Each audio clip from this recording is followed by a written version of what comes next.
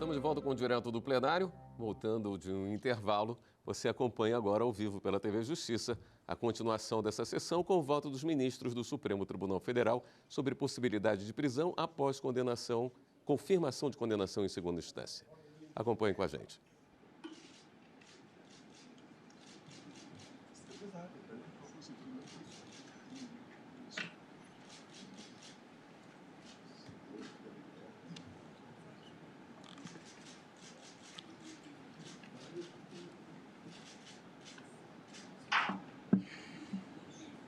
Podemos nos sentar. Declaro reaberta essa sessão extraordinária do Supremo Tribunal Federal e dando continuidade aos julgamentos das ações declaratórias de constitucionalidade 43, 44 e 54. Agora passo a palavra ao ministro Luiz Fux para o seu voto. Senhor presidente, egrégia corte, ilustre representante do Ministério Público, senhores advogados e estudantes presentes. Senhor presidente, em primeiro lugar, eu gostaria, antes de iniciar o voto, de me solidarizar com todos que ontem parabenizaram Vossa Excelência pela excepcional gestão à frente do Supremo Tribunal Federal, pelos seus 10 anos de judicatura no Supremo Tribunal Federal, onde Vossa Excelência repetiu a excelência da administração, tal como fizera no TSE, e tive o prazer de sucedê-lo. E aqui tendo Vossa Excelência como vice-presidente também, uma alegria, uma honra.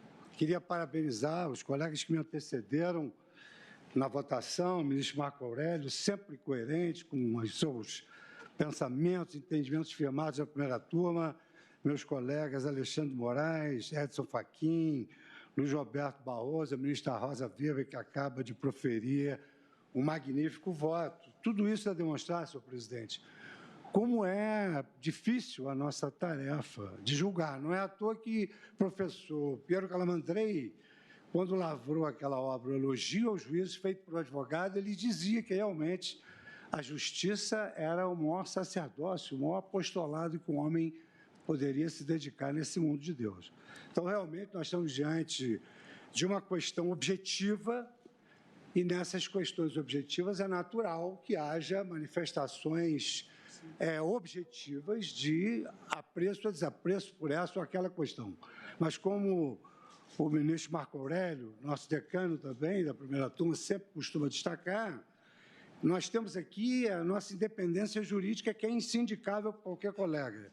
E, por outro lado, a beleza dessa votação em sentidos, às vezes, divergentes e convergentes, é que faz a beleza do colegiado. E eu queria destacar também um aspecto muito interessante, senhor presidente. Nós verificamos ontem e hoje os votos serem proferidos sem nenhuma intervenção de qualquer colega, permitindo que o votante pudesse digredir com tranquilidade e chegar às suas conclusões, digamos assim, obedecidas às adversidades. Então, nós temos aqui dissensos, mas não temos discórdia. Isso é elogiável. Eu também anotei, senhor presidente, no sentido de lavrar um elogio do juiz aos advogados. Quando Piero Calamandrei escreveu a obra O Elogio aos Juízes, feito por advogado, ele sofreu a crítica de que os juízes jamais fariam um elogio aos advogados. Mas eu gostaria aqui de, digamos, negar essa afirmação que fora feita para dizer do elogio aos eminentes advogados que trouxeram subsídios de acordo com o seu convencimento e tornaram esse debate riquíssimo. Senhor presidente, cada colega tem uma forma de votar, uma forma de expor as suas ideias. Há uns que são mais profundos e serenos, outros são mais eloquentes, depende muito do temperamento de cada um. Então, senhor presidente, eu vou manter minha tradição. Às vezes eu chego um pouquinho na eloquência, mas para, digamos assim, eu mesmo ouço a minha voz. E eu aqui, em primeiro lugar, senhor presidente, eu destaco que nós estamos diante, segundo distribuiu a Secretaria do Supremo Tribunal Federal, diante de uma questão jurídica, que é saber se é possível determinar se o início do cumprimento da pena de prisão antes do trânsito julgado da sentença penal. Então, aqui, há, até agora, manifestação no sentido de que só se pode iniciar a execução depois do trânsito julgado e há algumas manifestações no sentido de que, numa análise contextual do ordenamento constitucional, é possível também que haja um início da execução antes do trânsito julgado. E aí, senhor presidente, o que me levou a seguir o perfil que eu tenho no ato de votar foi trazer aqui alguns casos práticos em relação aos quais nós vamos verificar se era razoável que essas pessoas que participaram desses fatos pudessem aguardar somente o trânsito julgado da decisão para iniciar o cumprimento da pena, tendo em vista que é de sabença que no sistema processual brasileiro uma decisão para transitar em julgado leva muitos anos. E nem se pode acusar os advogados, porque, na verdade, eles estão no exercício do munus deles e se utilizam de todos os recursos possíveis. Nós verificamos isso nas turmas, nas sessões, embargo de declaração, desembargo de declaração, no agravo mental, no recurso extraordinário e etc. Então, senhor presidente, eu gostaria, primeiro, de fazer esse teste, para meu convencimento, sobre se essas questões passariam pelo crivo da afirmação de que só se deveria iniciar a execução dessas penas, desses fatos, só depois do trânsito julgado, anos a fio. Então, eu trago, não é pela ordem, basicamente uma ordem de datas, mas eu fui colacionando para trazer o que aos senhores. Então, por exemplo, senhor presidente, a menina brasileira Isabela de Oliveira Nardoni, de 5 anos de idade, foi jogada do 6º andar do edifício London, situado na rua Santa Leocádia, na noite do dia 29 de março de 2008. Antecedeu a esse fato a constatação de que ela fora esganada pela mãe e o pai, imaginando que estivesse morta, abriu uma fresta numa rede de uma janela e jogou a menina ainda viva lá embaixo. Houvesse essa tese, esse casal que matou a filha e a enteada, no caso, porque o rapaz era separado, estaria ainda gozando de liberdade, porque só se poderia iniciar o cumprimento da pena depois do trânsito julgado. Senhor presidente, trago também, aliás, eu deveria destacar isso, eu fiquei tão impressionado com esses casos que eu liguei para o colega Alexandre Moraes, no sábado, e perguntei a ele se havia assistido um documentário sobre esses crimes bárbaros. Aqui, por exemplo, em São Paulo tem um caso famoso do Champinha. O Champinha, ele se aproveitou que um jovem e uma namorada que faziam um acampamento numa mata lá em São Paulo, a menina jovem e o rapaz também, na faixa de 17, 18 anos, ele se aproveitou desse fato e ele, então, tornou esses jovens reféns. Um grupo de amigos abusou da moça o quanto pôde, mas para que assim pudessem fazê-lo, matou o jovem, matou o rapaz e, posteriormente, ao estupro coletivo, mataram a moça também. Houvesse essa regra de iniciar a execução somente depois do trânsito julgado, esse Champinha estaria livre. Aí depois também, à luz desse documentário, há o caso da jovem Elisa Samúdio, que, em razão de um romance com o dono, o CEO de uma empresa, Yoki, caso Elisa Matsunaga, ela, por ciúme, em razão de ele ter se amaziado de uma outra moça, que ela colocou um detetive para persegui-lo, para constatar o fato, ela, então, aproveitou-se de um dado momento, numa noite em que ela já tinha a prova de que ele havia traído ela, e, com experiência de enfermagem, ela matou ele com um tiro e, delicadamente, com os bisturis, ela dissecou todo o corpo, colocou em sacos plásticos, botou em malas e jogou numa mata em São Paulo. Então, esse caso da Elisa Matsunaga também, ela estaria em liberdade, porque só se poderia iniciar a execução da pena depois do trânsito julgado. O caso Pimenta Neves é um caso emblemático. o jornalista matou a mulher porque ela não mais pretendia manter o relacionamento conjugal, matou pelas costas, confessou o crime e só foi preso 11 anos depois, diante do clamor que se abateu e que foi exatamente também motivado pela própria imprensa. Não bastasse esses casos, assim, que não perpassam por uma lógica razoável de aguardar o trânsito de julgado para iniciar a execução, eu chamaria a atenção, por exemplo, no caso dos anões do orçamento. Valor desviado, 800 milhões. E, para lavar o dinheiro, o responsável por esse fato danoso aos cofres públicos, ele assentou que comprava bilhetes premiados na loteria. Por isso, ele foi considerado um dos maiores homens de sorte do Brasil. A Operação Navalha na Carne, eu pertencia ainda ao STJ, em 2007, uma empreiteira Guatama realizou obras públicas e houve o desvio de 1 bilhão e 600 milhões de reais. Houvesse essa regra, efetivamente não se poderia iniciar a execução da condenação a que foi submetido.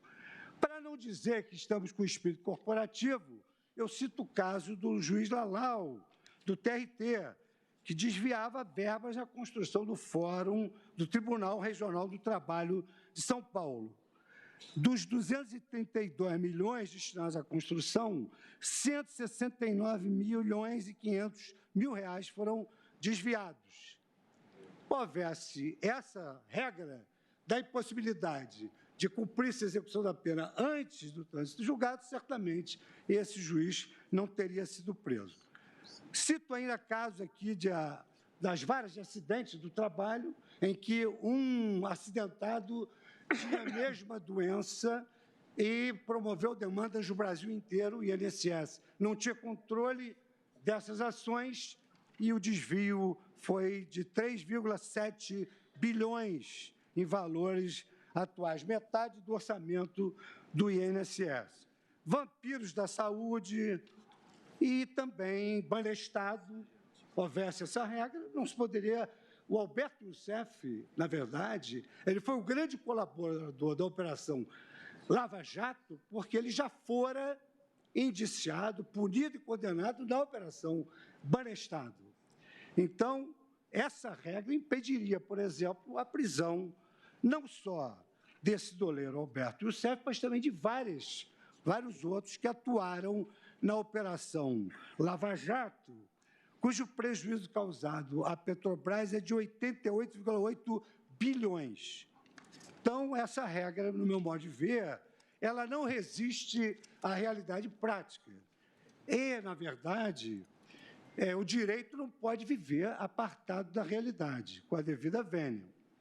Aqui da tribuna, o advogado-geral da União, ele fez uma indagação depois de depois de expor as suas razões. Isso é justiça? Será que é essa a justiça que se espera de um tribunal? Vamos contemplar essas situações e só depois do trânsito julgado iniciarmos a execução da pena? Senhor presidente, um dos maiores teóricos da justiça foi Hans Kelsen. Ele escreveu sobre o sonho de justiça, o império da justiça, a ilusão da justiça, e, no ocaso da sua vida, escreveu o que é justiça. E diz ele, o importante não é saber a resposta, é não parar de perguntar. E há determinados conceitos que nós não sabemos fazê-lo de pronto, mas nós chegamos ao conceito do Instituto por negação, ou seja, nós sabemos aquilo que não é justo. E se eu pudesse responder ao advogado da União, eu teria dito imediatamente isso, efetivamente, na minha concepção, com respeito, evidentemente, às opiniões em contrário, essa situação fática de iniciar uma execução penal, só depois de transitada e julgada a sentença. Ao menos nesses casos que eu mencionei, efetivamente, isso não representa, no meu modo de ver, aquilo que é o anseio, que Kelsen dizia que era o sonho mais formoso da humanidade, que é a justiça. E eu me pergunto, será que a Constituição Federal ela permite que nós cheguemos a essa interpretação? Aqui nós ouvimos diversas sustentações orais que invocaram o velho preceito in claris cessat interpretatio, ou seja, a Constituição é tão clara que cessa qualquer tipo de interpretação e de percepção da razão de ser desse princípio. Mas a verdade, senhor presidente, é que nem tudo é tão fácil assim. Um dos maiores filósofos do direito, o eminente filósofo Gustav Radbruch, afirmava: não é pura e simplesmente um pensar novo essa leitura da lei. Aquilo que já foi pensado, mas, pelo contrário, um saber pensar até o fim aquilo que já começou a ser pensado por um outro. Numa obra memorável, Métodos de Trabalho do Direito Constitucional, o professor Friedrich Miller assenta que uma norma, no sentido da metódica tradicional, pode parecer clara, ou mesmo unívoca no papel. Já o próximo caso prático ao qual ela deve ser aplicada pode fazer que ela se afigure extremamente destituída de clareza. Quer dizer, a questão não é tão clara assim, porque a Corte está se dedicando com profundidade, votos brilhantíssimos, numa questão extremamente controvertida. Então, não me seduz o fato de que a Constituição Federal assenta que presume-se inocente até que seja considerado culpado pelo trânsito julgado da sentença. E eu vou procurar demonstrar, dentro do tempo disponível, que a presunção de inocência não tem nenhuma vinculação com a ideia de prisão. Como diria o poeta, Vossa Excelência tem todo o tempo do mundo. Muito obrigado. E já que eu tenho todo o tempo do mundo, senhor presidente, eu também queria prestigiar os colegas aqui,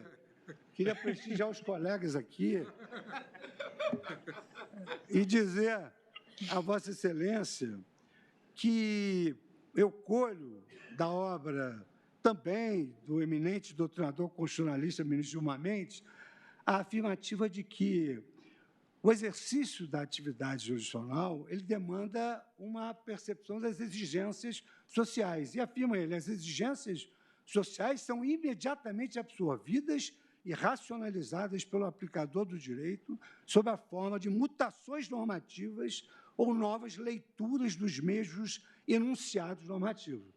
Por essa razão é que eu não me sinto, de maneira alguma, desconfortável de não entender tão clara assim a letra da Constituição Federal. E, para nós concluirmos essa parte da metodologia da interpretação constitucional, eu citaria um dos maiores exegetas do direito brasileiro, o ministro Carlos Maximiliano, que ele assentava, não raro, os brocados já se acham destituídos de valor científico. Exemplo, in claris cessat interpretatio, ou, pelo menos, são falsos e inexatos na sua generalidade forçada em desacordo com a sua origem. E cito a memorável obra de Carlos Maximiliano, Hermenêutica e Aplicação do Direito. Essa já é uma edição renovada de 2010. Então, senhor presidente, se eu entendo que a presunção de inocência não tem vinculação com a ideia de início de execução da pena, qual é a percepção de uma gama bastante expressiva da doutrina? É que a presunção de inocência, como o próprio nome indica, e ontem foi aqui reafirmado no voto do ministro Luiz Edson Fachin, a presunção de inocência ela é uma prova. E por que erigiu-se a presunção de inocência como uma garantia? Porque, outrora, quem provava a inocência era exatamente o réu. Ele que tinha a obrigação primeira. A acusação tinha uma posição preferencial de apenas afirmar.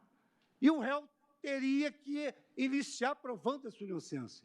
Quando nós sabemos que, numa demanda civil ou criminal, o ônus do fato constitutivo é do autor, no caso, do Ministério Público. Então, o Ministério Público tem de provar primeiro, e a prova do álibi cabe ao réu. Então, ordinariamente, cabe ao autor da ação penal fazer a prova da culpabilidade. E o réu tem, até o trânsito em julgado, a possibilidade de provar a sua inocência. O que a Constituição quer dizer é o seguinte: até o trânsito em julgado, o réu tem condições de provar a sua inocência, e mais ainda o direito brasileiro é pródigo, porque mesmo depois do trânsito em julgado, como a ministra Rosa citou um caso aqui excepcional, que efetivamente foi julgado pela primeira turma à luz do exame de DNA, até mesmo depois do trânsito em julgado, o réu pode provar a sua inocência através de uma revisão criminal, que é uma ação autônoma de impugnação só deferível ao réu, não é deferível ao Ministério Público. Então, a presunção de inocência é um meio de prova. E disse muito bem o ministro Luiz Edson Fachin, é uma presunção que admite prova em contrário. Admite prova em contrário. E o que ocorre no processo? À medida em que o processo vai tramitando, essa presunção de inocência vai sendo mitigada. Há uma gradação. É uma coisa simples de se verificar. Um homem é investigado, depois ele é denunciado, depois ele é condenado. Posteriormente, o Tribunal de Apelação confirma a condenação dele. Os recursos aos tribunais superiores não admitem reexame de fatos e provas. Então, não há essa possibilidade de reexame de fatos e provas. Pois bem, esse homem vai ingressar no Supremo Tribunal Federal inocente, com presunção de inocência. E aí, senhor presidente, eu invoco razões extraídas dos julgamentos do próprio Supremo Tribunal Federal, que são as seguintes: eu fiz alguns destaques que foram objeto de definição judicial pelo Supremo Tribunal Federal no habeas corpus 126.292. O que se disse nesse julgamento do Supremo Tribunal Federal? Natural a presunção de não culpabilidade evoluir de acordo com o estágio do procedimento. Ainda que a condenação não tenha transitado julgado, há casos que já foi estabelecida pelas instâncias soberanas para análise dos fatos uma mitigação a essa inocência. Após o julgamento da apelação, isso é acórdão do Supremo. Após o julgamento da apelação, estão esgotadas as vias ordinárias. Subsequentemente, cabem apenas os recursos extraordinários. Esgotadas as instâncias ordinárias, com a condenação à pena privativa de liberdade, tem-se declaração com considerável força de que o réu é culpado e a sua prisão necessária. Julgado do Supremo Tribunal Federal no habeas corpus 126/92. Note-se, isso é importante, que também foi objeto, e nessa oportunidade eu já fazia parte da Suprema Corte. Note-se que a lei da ficha limpa considera inelegíveis os condenados por diversos crimes graves a partir do julgamento do tribunal, independentemente de trânsito julgado. Então, há várias mitigações a essa energia que se quer emprestar ao trânsito julgado, várias medidas penais de coerção pessoal e de restrição de direitos são praticadas quando há indícios, fundadas razões. E aqui, no próprio acordo do Supremo Tribunal Federal, acentuou-se, realmente, basta essa condenação do colegiado e essa norma é constitucional, conforme declarado nas ações números 29 e 30 de declaração de constitucionalidade que tive a relatoria submetida ao meu crivo. Tinha certeza que Vossa Excelência ia abordar esta questão da lei complementar na medida que Vossa Excelência foi o relator das ações. Exato. Não, mas aqui, na verdade, eu fui citado por um colega como relator. Não estou me citando, não. Ou seja, a presunção de não culpabilidade não impede que, mesmo antes do trânsito julgado, concluiu o acordo. Mesmo antes do trânsito julgado, a condenação criminal surta efeitos severos, como a perda do direito de ser eleito. Igualmente, não parece desarrazoado que se possa submeter à prisão quem já foi condenado em segunda instância. Senhor presidente, o sistema jurídico ele não vive isolado no mundo. Não é? Na verdade, hoje, em todo o mundo, se analisa a rigidez de um sistema de direito para que esse país possa ser considerado um país capaz de atrair investidores estrangeiros. O professor Simeon Jankov, que faz uma referência na obra do professor Luiz Cadilho de Sorbonne, ele assenta que um sistema jurídico eficiente, e é eficiente um sistema jurídico penal que impõe a pena após a condenação em segunda instância, esses países passam a integrar o que eles denominam no Banco Mundial de Ranking Doing Business.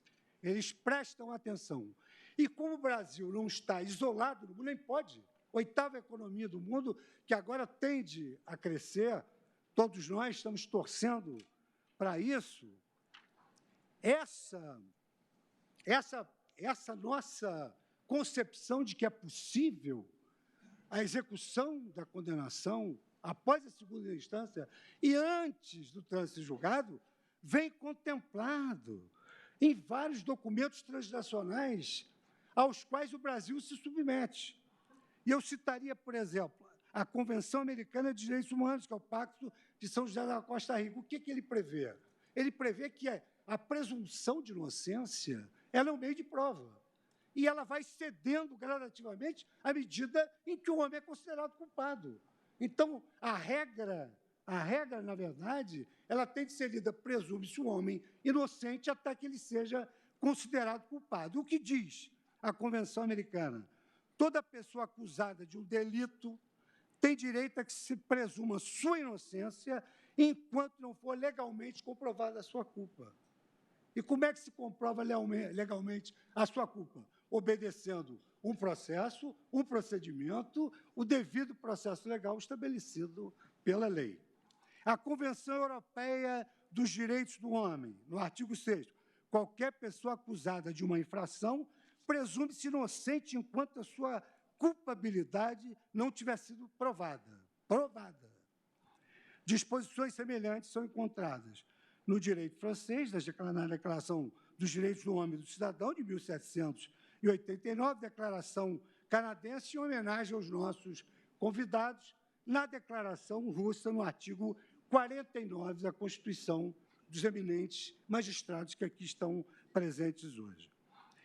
Todos escolhem como marco para a cessação da presunção o momento em que a culpa é provada.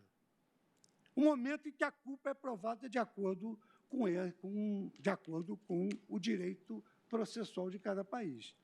O Tribunal Europeu dos Direitos do Homem, interpretando o dispositivo da Convenção Europeia, afirma que a presunção pode ser tida por esgotada antes mesmo da conclusão do julgamento em primeira instância.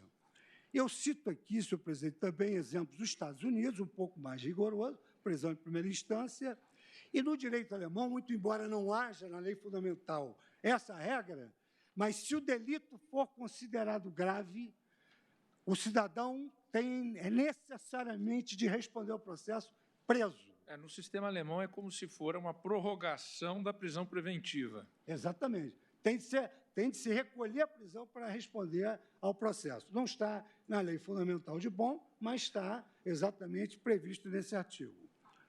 E, na verdade, isso digamos assim, um natural caminhar da evolução do direito, porque os sistemas da família do civil law e da common law, eles tendem a se interpenetrar. O Brasil não é mais um sistema oriundo de origem romano-germânica. O Brasil hoje tem vários institutos do sistema anglo-saxônico.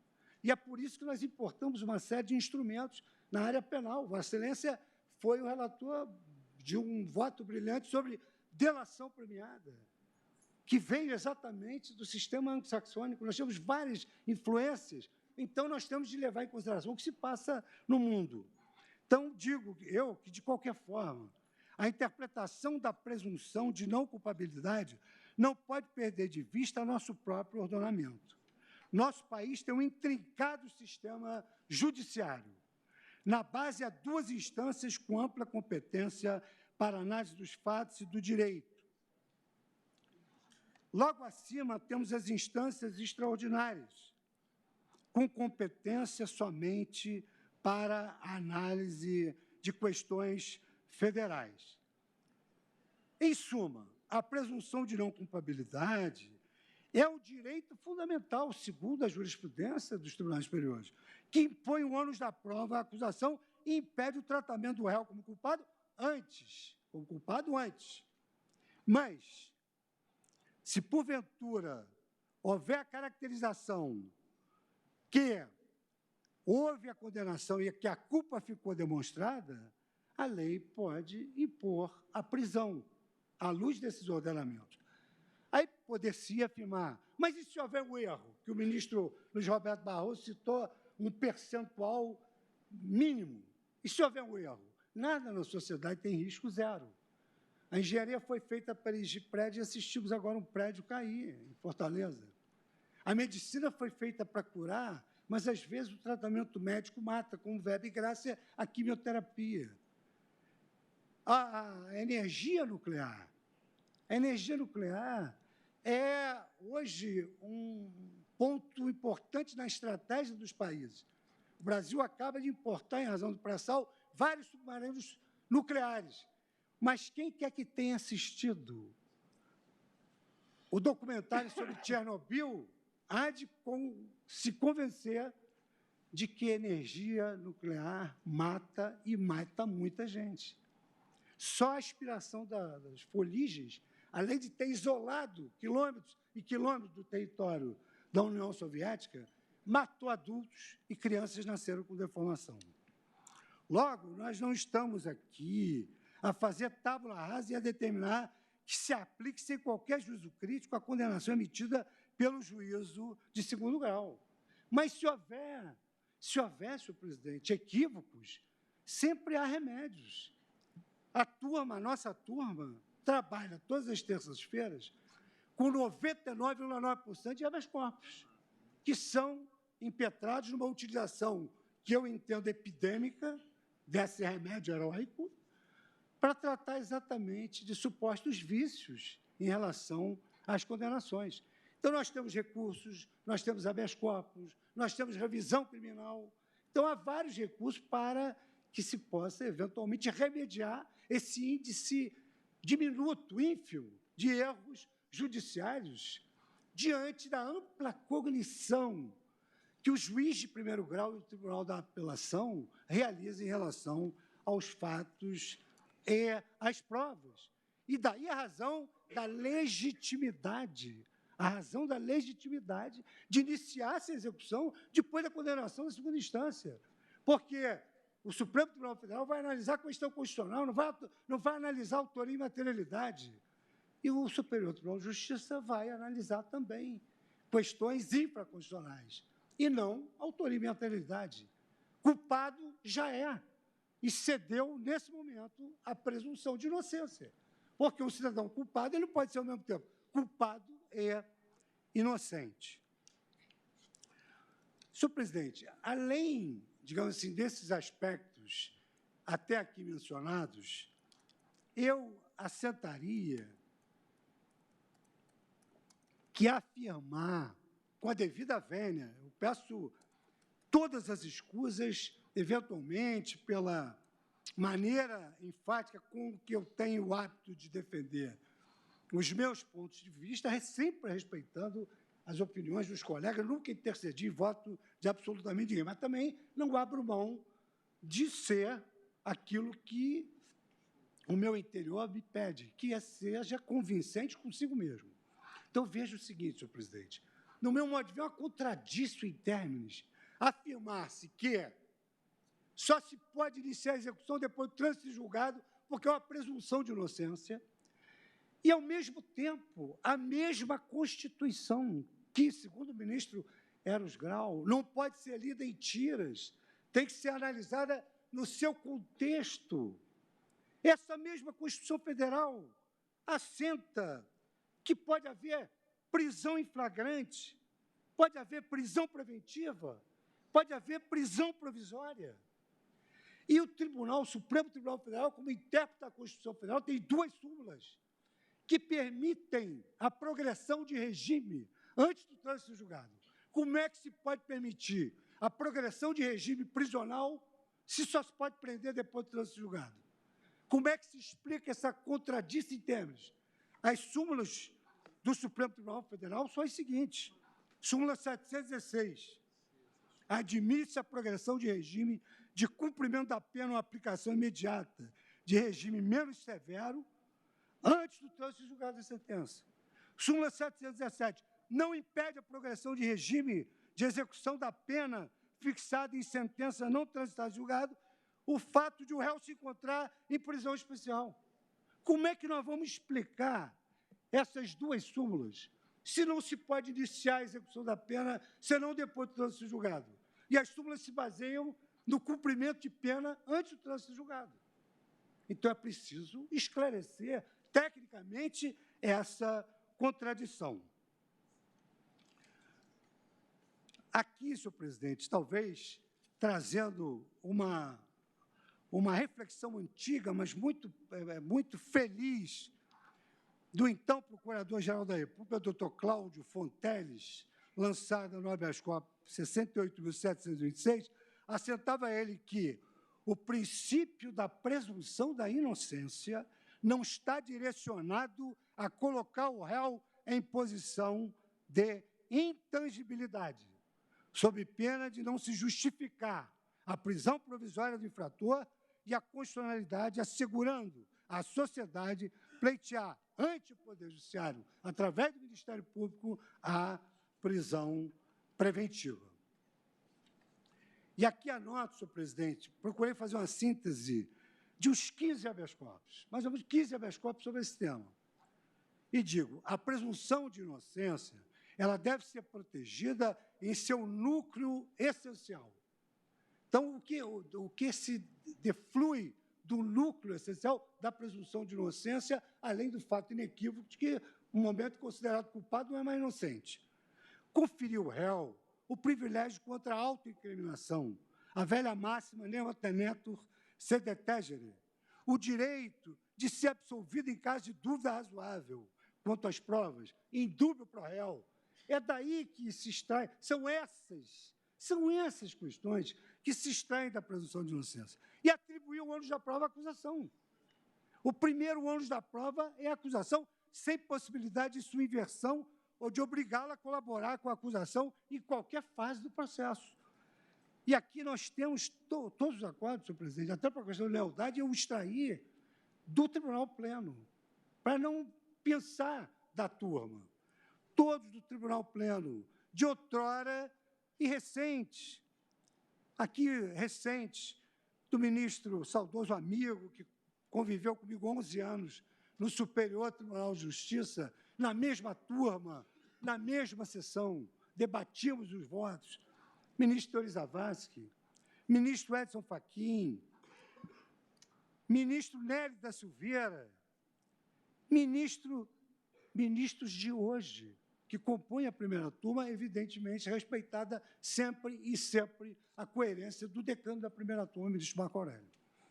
Então, nesse sentido, foi destacado no habeas corpus 152752 que, sob o prisma histórico, o princípio da presunção de inocência lança raízes na superação dos abusos do processo inquisitorial, no qual era o acusado que deveria provar sua inocência. Daí inverteu-se o ônus. Presume-se inocente. Entra no processo inocente. Ônus da prova do Ministério Público. Invertido o quadro fático probatório considerado culpado, não é possível falar-se mais em presunção de inocência. E a finalidade do direito processual penal é exatamente extrair da presunção de inocência essas prerrogativas em favor do réu. Senhor presidente, aqui eu já mencionei que, na verdade, após a segunda instância, as chances do réu provar a sua inocência são praticamente inexistentes. Aqui foram demonstrados os números, mas não é só isso. O artigo 637 do Código de Processo Penal, que foi mantido em vigor, mercê das reformas realizadas recentemente,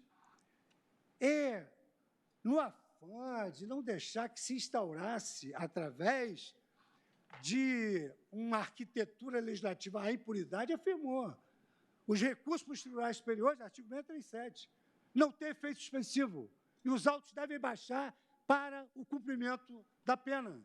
Isso é execução provisória da pena autorizada pela lei e com a interpretação conforme do artigo 283, à luz do exato entendimento da presunção de inocência, tal como o Supremo Tribunal Federal assim já ressaltou. Eu trago aqui, senhor presidente, digressões sobre, digamos assim, como é que se passa o processo nos tribunais superiores para demonstrar exatamente que não é possível se analisar fatos e provas capazes de conjurar a culpabilidade firmada em segunda instância e que, a forciori, dispensa o trânsito julgado para considerar o réu culpado. Senhor presidente, há uma grande diferença que, durante muitos anos, levou a doutrina brasileira de processo, que é um instrumento de realização de justiça, a ter uma certa baixa estima, era a falta de efetividade da prestação judicial. Então, afirmava-se que, no sistema anglo-saxônico, o juiz não condena, ele ordena. E, no sistema da civil law, os juízes são meros burocratas. Eles condenam para depois se iniciar uma execução, onde se pode também deduzir questões que deveriam ter sido suscitadas anteriormente. Essa era uma queixa dos processualistas de direito penal e de processo civil.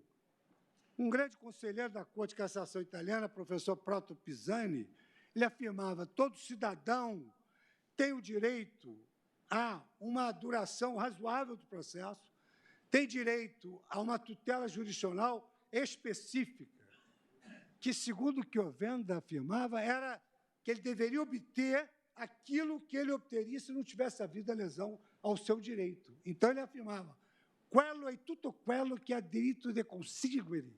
Então, era essa a expressão, aquilo e justamente aquilo que ele tem direito de conseguir. E isso também se aplica sob o plano do direito penal. Sobre o ângulo da efetividade do processo penal, eu trago aqui a colação uma belíssima passagem que explica isso. Quer dizer, por que nós não podemos iniciar uma execução depois do trânsito julgado, pelo tempo que leva uma decisão de transitar julgado? Se tem exemplos aqui que não resistem a essa afirmação. Como é que se poderia deixar aquela gente, e isso aqui é aplicar esse adjetivo, solta até o trânsito julgado, crimes bárbaros contra o ser humano, contra a administração pública? E aqui o ministro Francisco Rezec, que era também chamado o senhor das ideias e das palavras, no habeas corpus 71.026, ele afirmava: há países onde se pode conviver sem consequências desastrosas, com a tese segundo a qual a pessoa não deveria ser presa senão depois do trânsito julgado da decisão condenatória. São países onde o trânsito julgado ocorre com rapidez, porque não conhecem nada, absolutamente nada, semelhante à nossa espantosa e extravagante prodigalidade recursal. Habeas corpus 71.026. Senhor presidente, ontem houve realmente um momento de perplexidade suscitado por um questionamento. Por que nós vamos mudar agora a jurisprudência? Qual vai ser o benefício? O direito vive para o homem, não o homem para o direito. Então, não adianta dizer que não interessa a sociedade. Interessa a sociedade. Todos os poderes se exercem em nome do povo. Todos eles. É claro que nós vamos fazer pesquisa de opinião pública para julgar uma causa entre A e B. Mas, se tiver em jogo uma razão pública ou um valor moral, nós temos de ouvir a sociedade. A sociedade, nós somos homens tirados da sociedade. Nós nos submetemos a um processo democrático de sabatina no Congresso Nacional. Então, veja, presidente, assim, essa indagação, hoje, publicou-se, em fevereiro de 2009, havia essa jurisprudência que só se iniciava a execução quando transitada em julgado a decisão e não cabia mais recurso. Em 2009. 2016, veio a Corte e mudou o entendimento sob o fundamento de que ocorrera um overruling, uma modificação prospectiva em razão de um novo sentimento constitucional dos destinatários do direito. Quem são os destinatários do direito? A sociedade, é claro. Nós não fazemos lei para ficarmos aqui aplicando sem verificarmos como é que ela produz as suas externalidades. O direito, na verdade, o direito, ele conforma o comportamento humano. A pessoa tem que saber o que pode fazer, o que não pode fazer, e é o direito que assim dispõe. Então, em 2016, foi reafirmada essa jurisprudência. Em 2018, confirmou-se mais uma vez essa jurisprudência. Qual é o benefício de mudar essa jurisprudência agora? Vai atender o quê essa viragem jurisprudencial? E ontem, eu, efetivamente, como é do meu feitio, suscitei uma questão preliminar que foi rejeitada sem a manifestação do plenário, mas que, posteriormente, o ministro Alexandre de Moraes também me deu a honra de alguma maneira, afirmar que havia uma sombra de juridicidade nessa questão. Por quê? Porque, senhor presidente, se nós estamos dispostos, e nós estamos, nós aqui julgamos todos os recursos, fixamos teses. Se nós estamos dispostos a criar os precedentes, porque precedente evita erro judiciário, precedente favorece a autocomposição, que é a melhor forma de conciliação entre as pessoas e otimiza o relacionamento social. Precedente confere previsibilidade. Se nós queremos criar a nova cultura do precedente, nós temos que introjetar todas as ideias que norteiam os precedentes judiciais. E a mudança de precedente, ela não pode se fazer assim, sem uma motivação profunda. Nós estamos aqui desde 2016 dizendo essa regra salutar, ela evita a impunidade. E agora nós vamos mudar por quê? Qual a razão de se modificar essa jurisprudência? Então, aqui, senhor presidente, eu trago uma série de manifestações de cortes superiores, de doutrinadores, Frederick Schauer, trago aqui Michael Gerhardt, trago aqui professores de Harvard, que têm o veso, têm o hábito de tratar com o precedente. Aqui o ministro Alexandre até citou, é verdade, que no início da House of Lords não se podia modificar o precedente. Mas eu fiz uma pesquisa, ministro Alexandre, vocês têm razão, o professor Harris Cross, na obra sobre Precedent in English Law, ele afirma que somente essa superação de não poder mudar os precedentes ocorreu de forma inequívoca apenas em 8 casos. Apenas em 8 casos. A mesma coisa ocorre nos Estados Unidos. E, quando nada, vamos ficar no Brasil. Nós temos uma ordenação processual nova que afirma a jurisprudência tem de ser coerente, íntegra e estável. Isso é uma norma improcedendo, que se aplica a juízes e tribunais. Se a jurisprudência tem que ser íntegra, coerente e estável, surge novamente a pergunta: por que nós vamos mudar? Mas por que nós vamos mudar a jurisprudência do Supremo Tribunal Federal?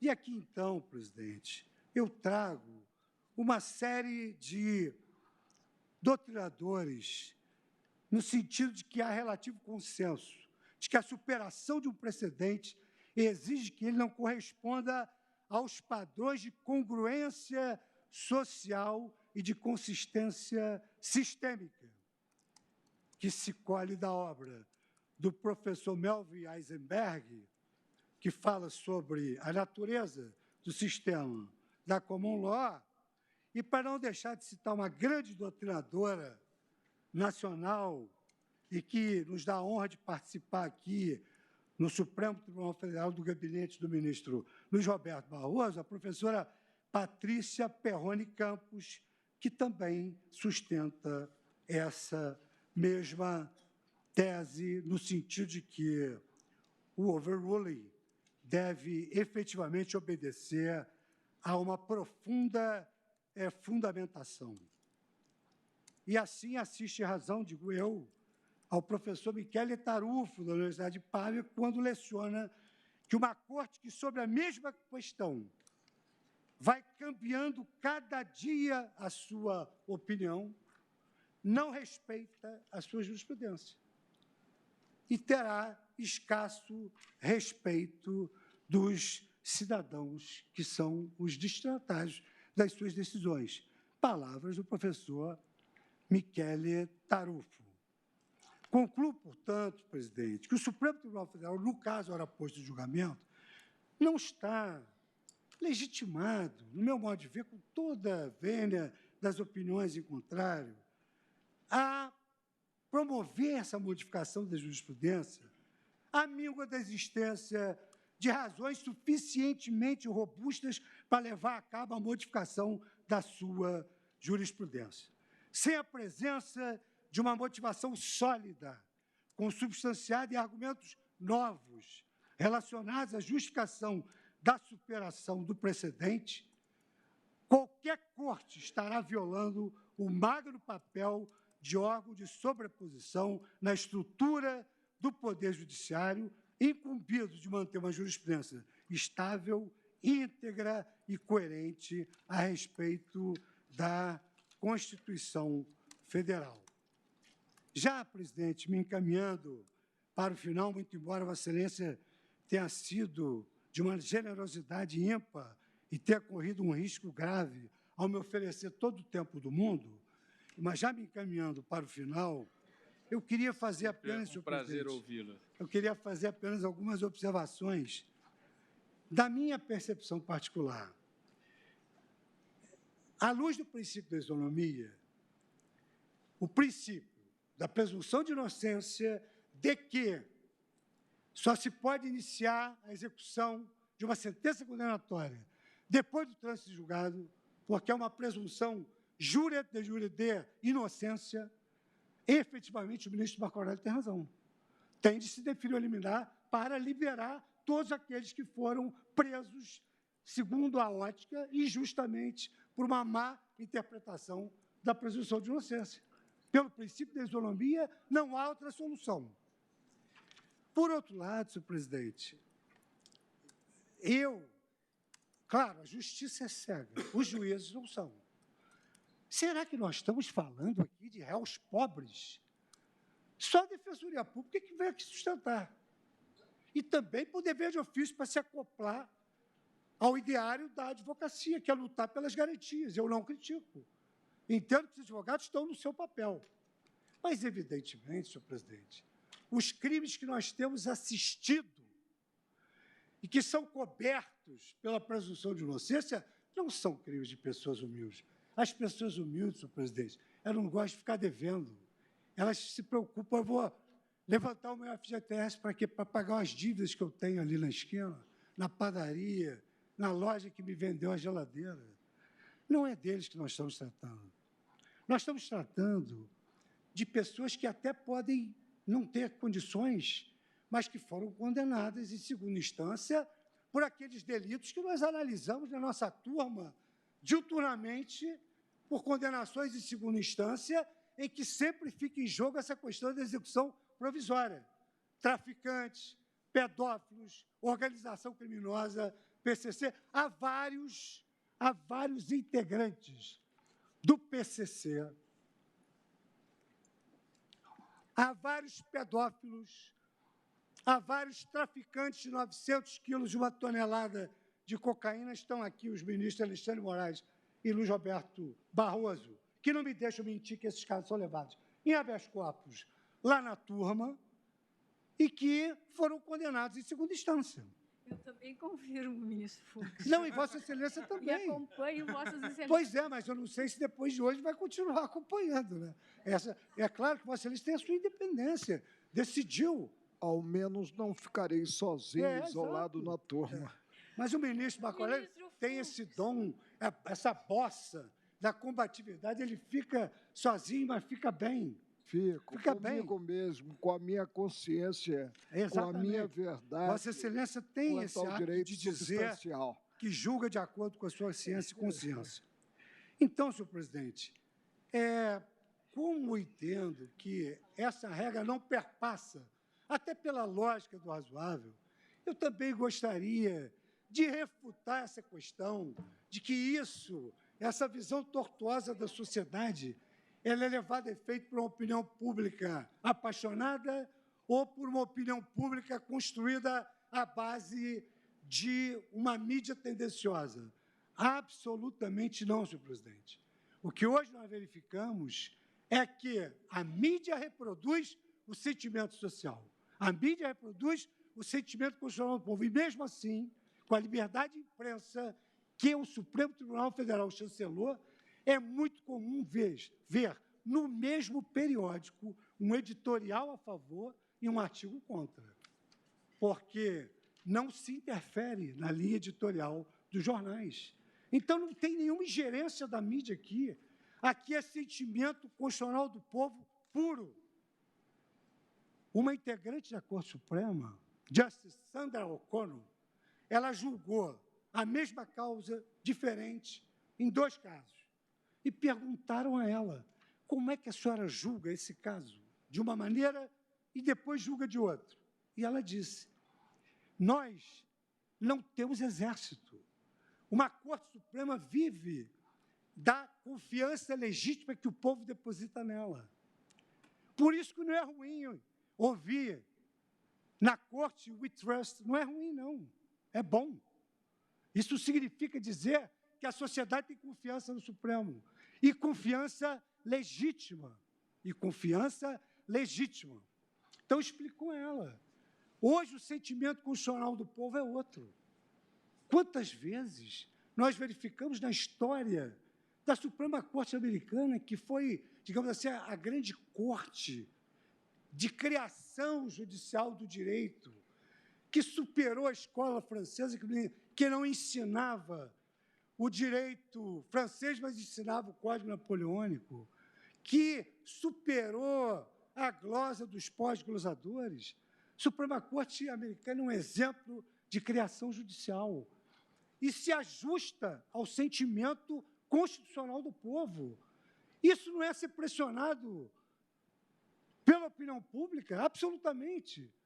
Isso aí significa dizer que, se há um valor social em jogo, se há uma razão pública, o judiciário deve contas à sociedade, porque ele não está abdicando da sua independência para julgar nem A nem B. Ele está aferindo como é que a Constituição é perceptível pelo povo. E o professor Conrad Hess afirmava, a força normativa da Constituição está exatamente na coincidência do pensamento constitucional da Corte com o sentimento constitucional do povo. E o professor Peter Haberle, aqui citado pela ministra Rosa Weber hoje, assentou que a Constituição não é de ninguém. A Constituição pertence a uma sociedade aberta de intérpretes da Constituição. Então, com essa afirmação de professores eméritos que estudaram a Constituição, como é que nós vamos dar as costas para o sentimento constitucional da sociedade? Absolutamente não é possível. E isso sem que nós percamos, de forma alguma, senhor presidente, a nossa postura de independência. Mas a contramajoritariedade do Supremo Tribunal Federal está em declarar inconstitucional uma lei que vem da casa do povo. Aí ele é contramajoritário. Mas o Supremo Tribunal Federal não é contramajoritário para dizer eu não quero saber como é que a sociedade pensa sobre a Constituição. Não é assim.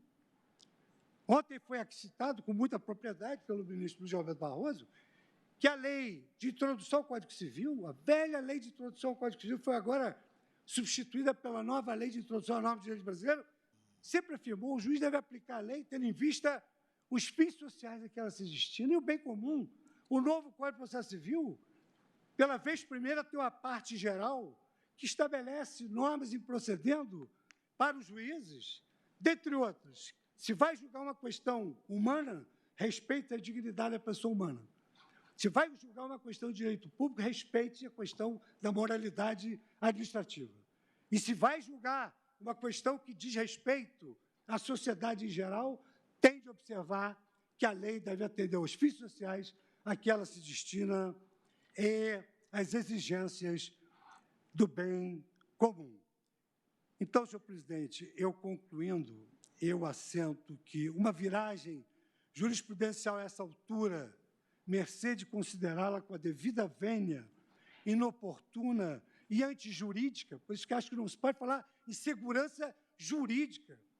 Qual é a juridicidade, a confiança legítima para ter uma pessoa que já foi condenada em 2 instâncias? Isso não é segurança jurídica. Entendo que essa viragem jurisprudencial trará danos incomensuráveis ao país e à sociedade brasileira.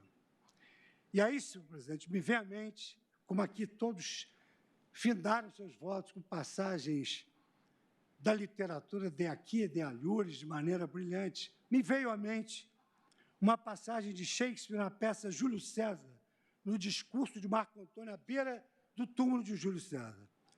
E dizia ele, o bem que os homens puderam fazer são enterrados com os seus ossos. Os males que os homens fizeram sobrevivem depois da morte desses homens.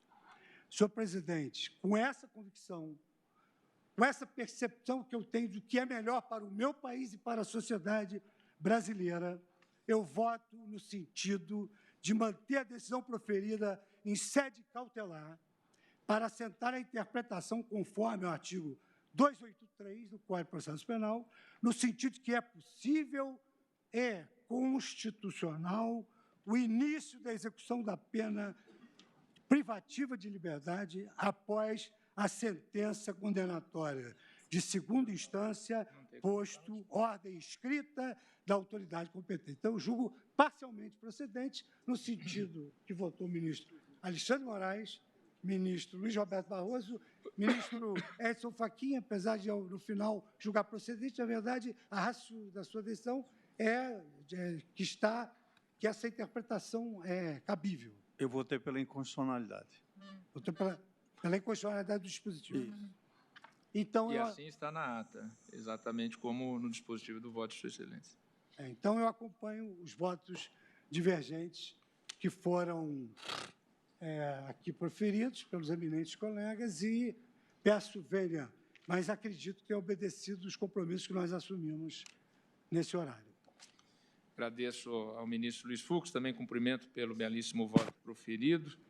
Nós estamos, ministro Ricardo Lewandowski, o próximo a votar, com o compromisso dos BRICS. Aliás, gostaria de registrar que já se encontra no plenário, além da delegação da Suprema Corte, do Supremo Tribunal Federal da Federação Russa, também já se encontra no plenário a delegação chinesa, liderada pelo ministro Pei Xianjing, ministro da Corte Suprema do Povo da China.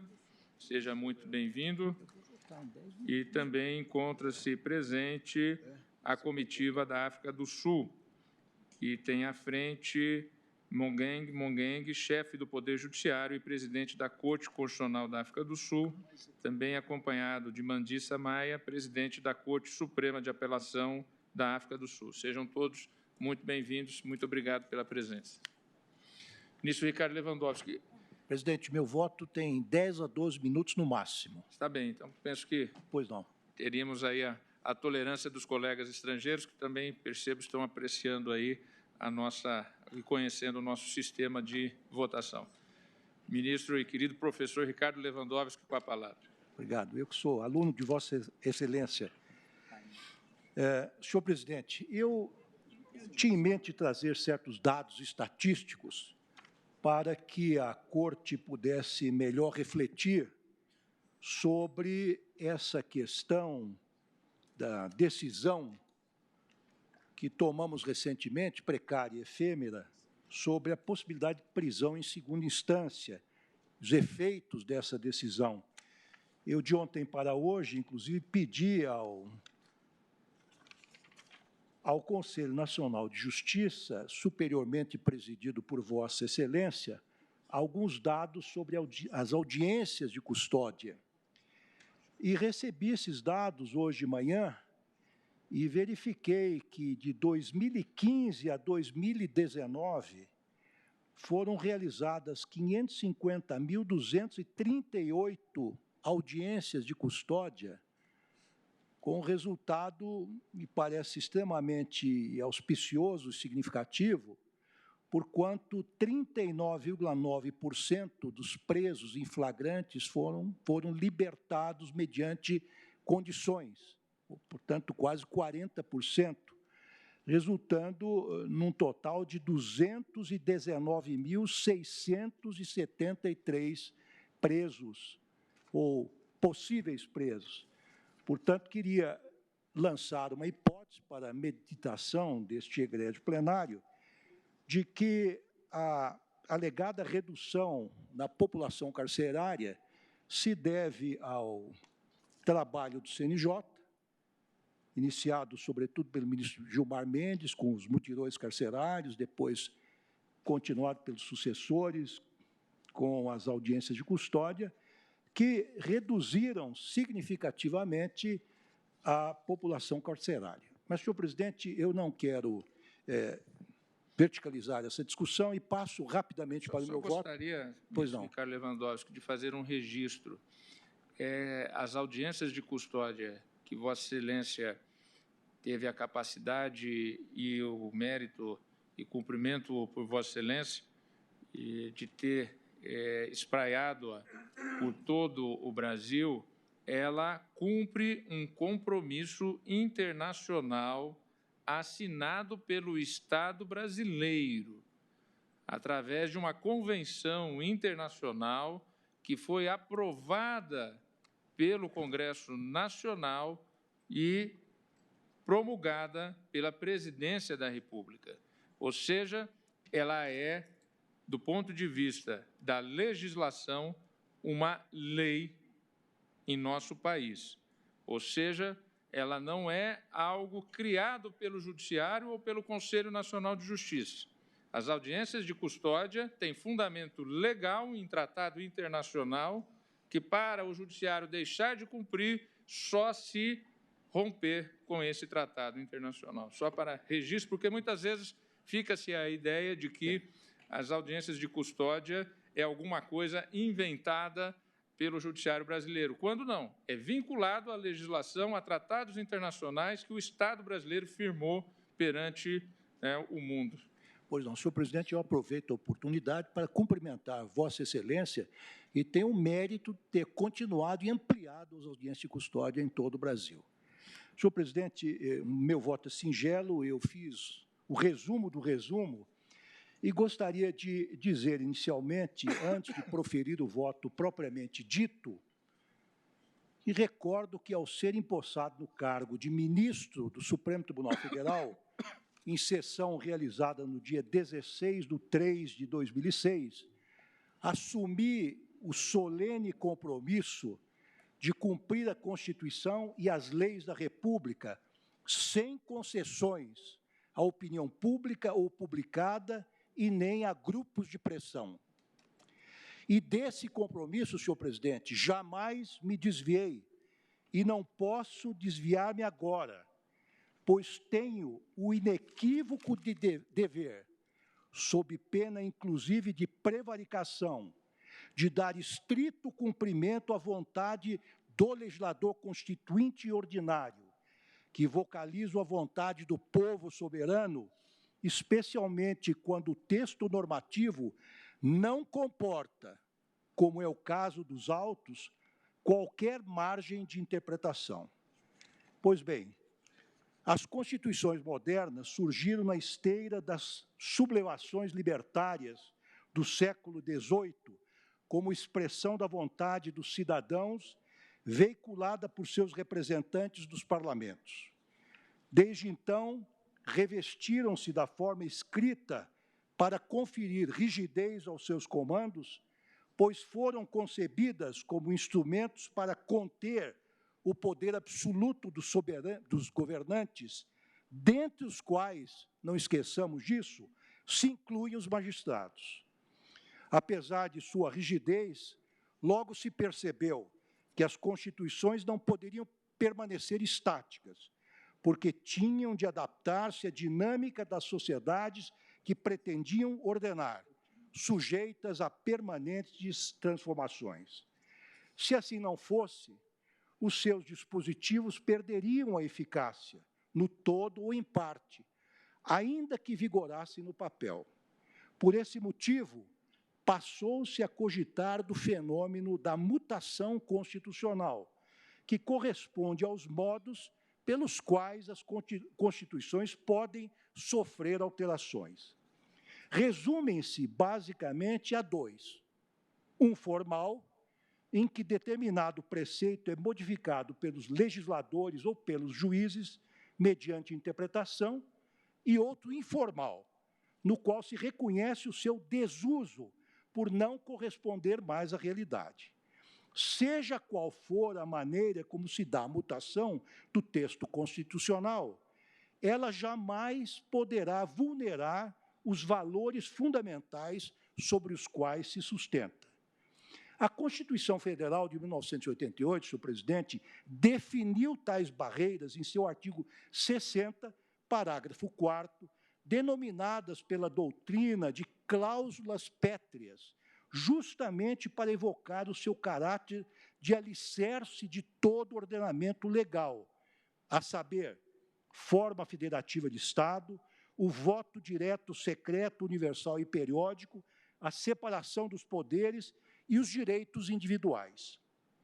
A presunção de inocência, com toda certeza, integra a última dessas cláusulas, representando talvez a mais importante das salvaguardas do cidadão, considerado congestionadíssimo e disfuncional sistema judiciário brasileiro, no bojo do qual tramitam atualmente cerca de 100 milhões de processos, a cargo de pouco mais de 17 mil juízes, obrigados, inclusive, a cumprir metas de produtividade fixadas pelo Conselho Nacional de Justiça, em uma emulação daquela disciplina industrial, stacanovista, taylorista ou fordista, já muito superada. Salta aos olhos que em tal sistema, o qual de resto convive com a intolerável existência de aproximadamente 800 mil presos, encarcerados em condições subhumanas, dos quais mais de 40% são provisórios, situação que caracteriza, segundo a Suprema Corte, entre aspas, um estado de coisas inconstitucionais, a partir do voto brilhante desse grande magistrado, Marco Aurélio Melo, multiplica-se exponencialmente a possibilidade do cometimento de erros judiciais por parte de magistrados de primeira e segunda instâncias. Daí a relevância da presunção de inocência, concebida pelos constituintes originários do artigo 5º, inciso 72 da Constituição, com a seguinte e cristalina dicção: ninguém será considerado culpado ao teu trânsito em julgado de sentença criminal condenatória, o que, a toda evidência, subentende decisão final dos tribunais superiores. Afigura-se até compreensível que alguns magistrados queiram flexibilizar essa importante garantia dos cidadãos por ingenuamente acreditarem que assim melhor contribuirão para combater a corrupção endêmica e a criminalidade violenta que assola o país. Nem sempre, contudo, ministra Rosa Weber, emprestam a mesma ênfase a outros problemas igualmente graves, como o inadmissível crescimento da exclusão social, o lamentável avanço do desemprego, o inaceitável sucateamento da saúde pública e o deplorável esfacelamento da educação estatal, para citar apenas alguns exemplos, cuja solução contribuiria sobremaneira para a erradicação das condutas ilícitas, especialmente aquelas praticadas pelas classes economicamente menos favorecidas. Mesmo aos deputados, e vejo que estão aqui presentes alguns ilustres deputados, como o eminente Paulo Teixeira, jurista de escola, mesmo aos deputados e senadores, é vedado, ainda que no exercício do poder constituinte derivado, do qual são investidos, extinguir ou minimizar a presunção de inocência plasmada na Constituição de 1988, porquanto foi concebida como um antídoto contra a volta de regimes ditatoriais, como aquele instalado no Brasil depois de 1964, em que sequestros, torturas, desaparecimentos e o encarceramento sistemático de dissidentes políticos eram praticados sob as vistas de um judiciário emasculado pelos atos de exceção, quando não complacente com os desmandos. Com maior razão, não é dado aos juízes fazê-lo por meio da estreita via da interpretação, eis que esbarrariam nos intransponíveis obstáculos das cláusulas pétreas, verdadeiros pilares de nossas instituições democráticas. Ora, a questão trazida nessas ações declaratórias de inconstitucionalidade diz respeito à possibilidade ou não de execução da pena logo após o julgamento do recurso em segundo grau de jurisdição, diante da tese provisoriamente fixada pelo plenário desta Corte no julgamento do HC 126292, no qual foi reconhecida a repercussão geral da questão constitucional nele ventilada.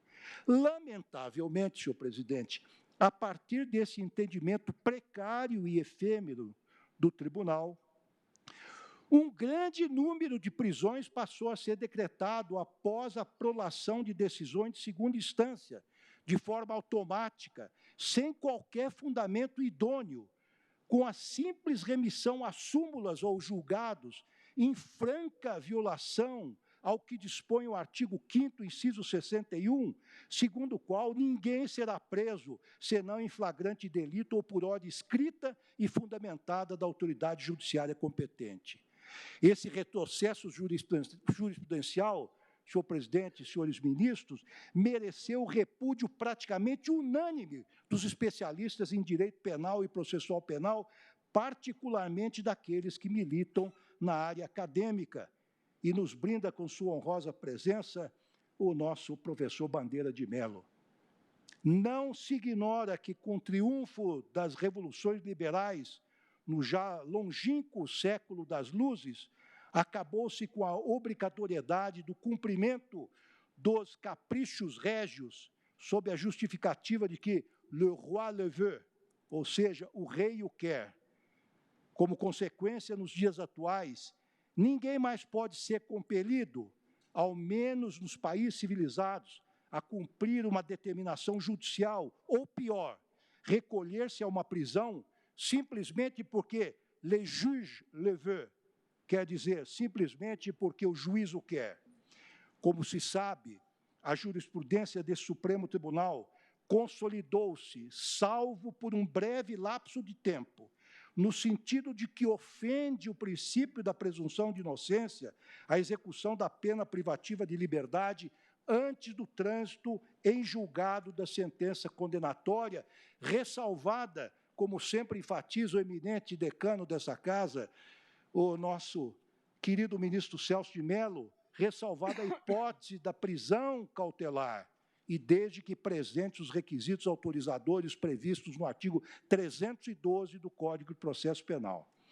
Esse é, aliás, o entendimento ao qual sempre me filiei no julgamento do aludido HC 126.292, em que o plenário sinalizou possível mudança do paradigma, assentei oralmente, de modo enfático, e aqui transcrevo o meu pronunciamento, para dizer que entendia, naquela ocasião, que o texto constitucional é expresso em afirmar que apenas depois do trânsito e julgada a sentença penal condenatória, alguém poderá ser considerado culpado e levado à prisão. Continuo, senhor presidente, já me aproximando do fim, dizendo o seguinte: nem se argumente que certas nações culturalmente avançadas adotam a possibilidade de prisão, ministro Fux, após a decisão condenatória em segundo grau, pois a realidade delas é completamente distinta da nossa, não apenas porque as garantias do cidadão em juízo são escrupulosamente asseguradas, como também porque existe um rigoroso controle externo da atividade judiciária, bem assim, um estrito respeito às prerrogativas dos advogados. Não fosse isso, a opção do Constituinte brasileiro, soberanamente adotada em 1988, foi no sentido de não admitir a prisão antes do trânsito em julgado, antes da sentença condenatória, em virtude das notórias distorções que, desde os tempos coloniais, caracterizam a persecução penal entre nós, branda com os privilegiados e implacável com os desassistidos.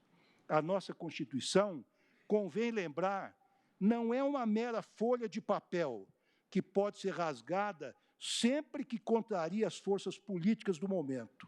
Ao revés, senhor presidente, a Carta Magna possui força normativa suficiente para fazer com que seus preceitos, notadamente aqueles que garantem os direitos individuais e coletivos das pessoas, sejam cabalmente observadas, ainda que anseios momentâneos, mesmo aqueles tidos como prioritários em um determinado momento histórico, a exemplo do combate à corrupção, que um setor mais mobilizado da sociedade, politicamente motivado, hoje reclama com estridência, requeiram solução diversa.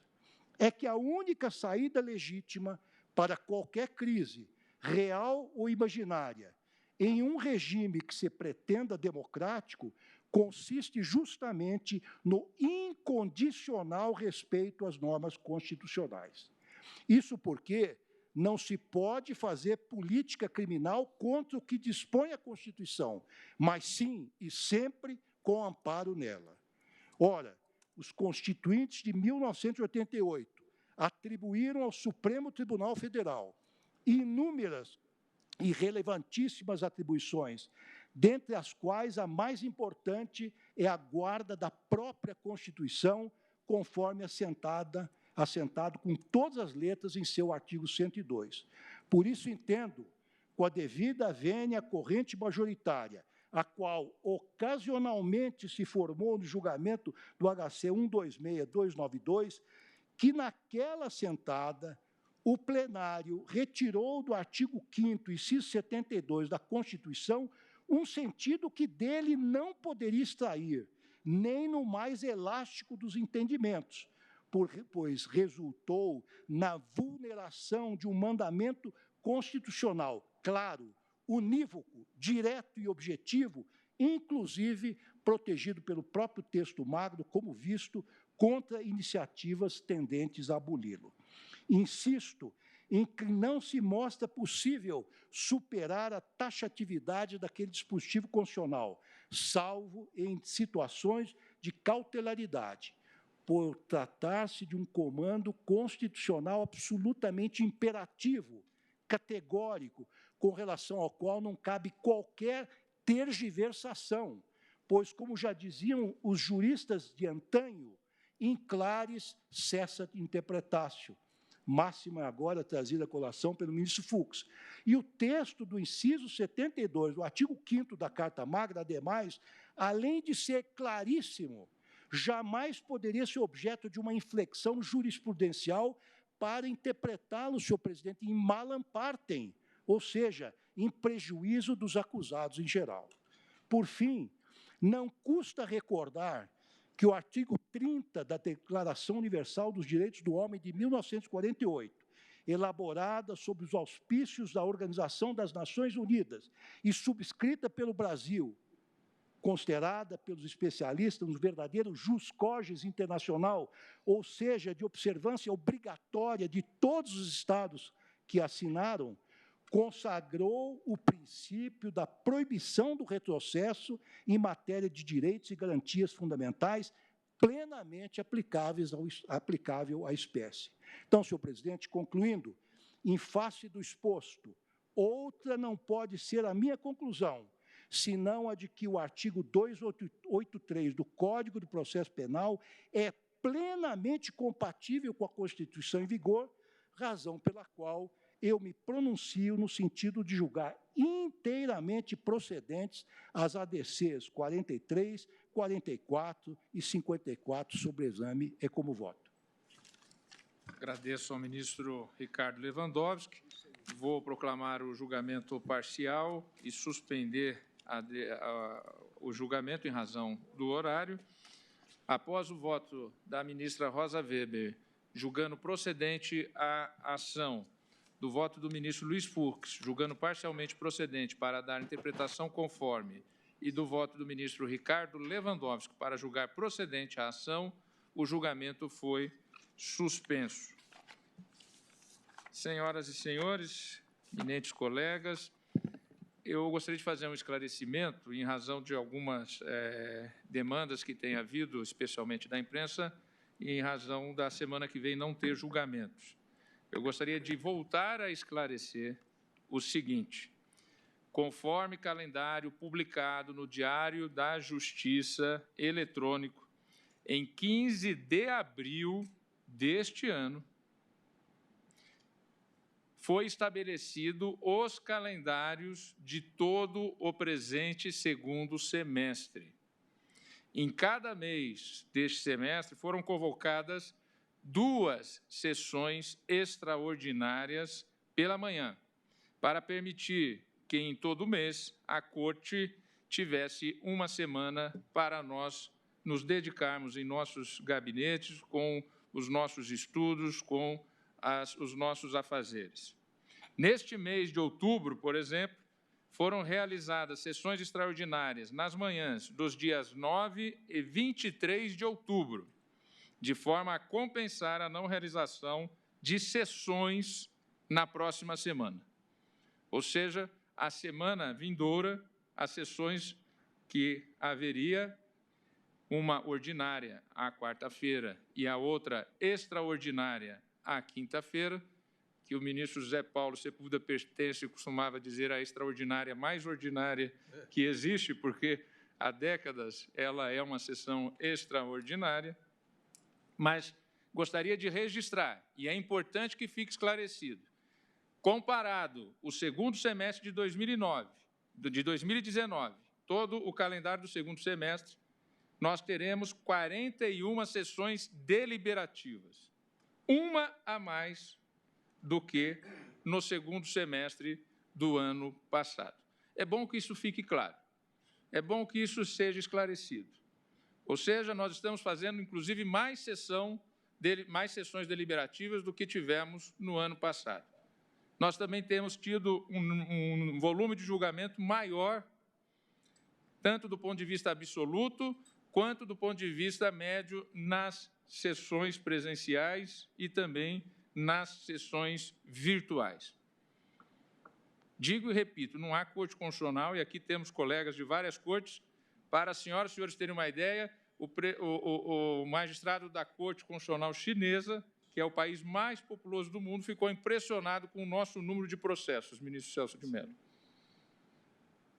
Assim como os outros magistrados que tivemos as reuniões bilaterais hoje pela manhã.